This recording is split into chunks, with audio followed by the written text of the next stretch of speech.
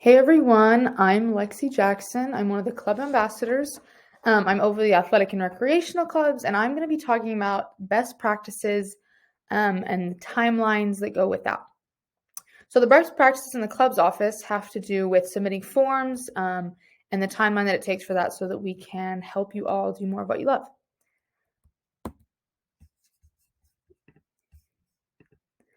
So, when you schedule, what happens is it has to go through quite a few steps.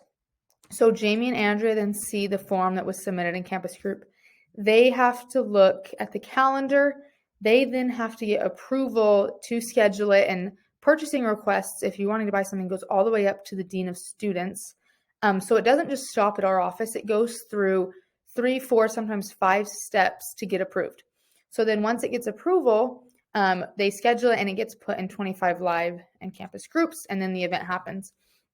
And so if we for example, that's why we have such the timeline, is because some people, like they might get sick or some people are out of town. And so we want to give everyone time to do their job and because life happens.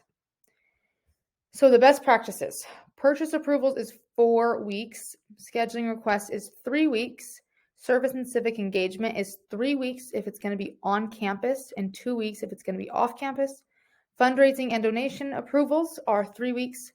Publicity is also 3 weeks, and custom artwork takes 6 to 8 weeks. And that is simply because things are not just looked at by the club's office. It's not like you submit the form and then the next day your club ambassador is putting it in campus groups. Jamie and Andrea have to look at it, get it approved, then check the calendar and see if anyone else is scheduled for that time or anything, and then do that. If we don't approve a form, it has nothing to do with your club or you as an individual, and everything to do with it's simply not feasible from our office to get it done. We don't like telling clubs no, and we do all that we can to tell them yes and get them approved, even if you don't follow the timeline.